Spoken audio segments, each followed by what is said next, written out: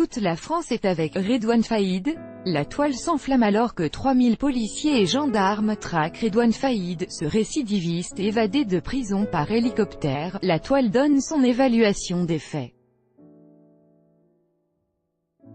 Après que la comédienne Béatrice Dalle a salué son acte, de nombreux internautes ont rappelé qu'il s'agissait d'un criminel notamment condamné pour meurtre et pas d'un héros de roman policier. À peine avaient-ils repris leurs esprits après la nouvelle de l'évasion par hélicoptère de l'un des criminels les plus surveillés du pays, que les Français ont subi un autre choc. Sur son compte Instagram, la comédienne Béatrice Dalle a laissé un message d'encouragement au braqueur qui a à maintes fois transgressé la loi. Que Dieu te protège, bravo Redouane Faïd, toute la France est avec toi, enfin moi en tout cas c'est sûr, au revoir la pénitentiaire, au revoir, bordel je vais danser le Mia pendant des heures pour fêter ça, disait son message.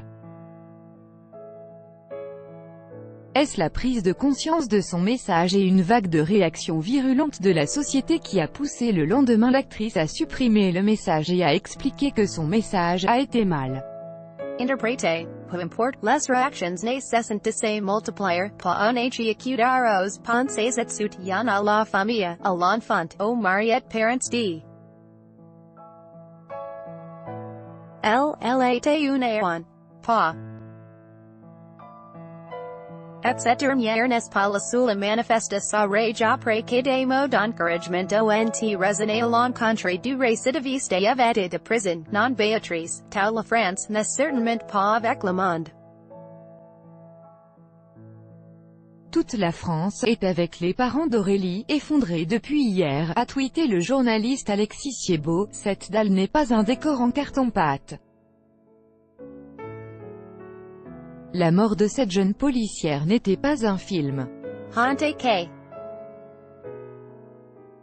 C'est un salaud, a écrit Olivier Falroni, député de La Rochelle, et le président du Front des Patriotes Républicains, Ludovic Lemou, a également réagi. Chéri des médias, oui, cette évasion a été en outre l'occasion pour d'autres de rappeler qu'en 2010, Redouane Faïd a publié un livre et a été invité par plusieurs médias pour raconter sa vie de braqueur repenti. C'est toujours en 2010 qu'un braquage orchestré par Redouane Faïd a coûté la vie à Aurélie Fouquet. Le fait que l'un des criminels les plus surveillés est parvenu à s'évader pour la seconde fois la prison, a également eu son écho sur la toile. Pour rappel, Redouane Faïd a été condamné à 18 ans de prison en mars 2016.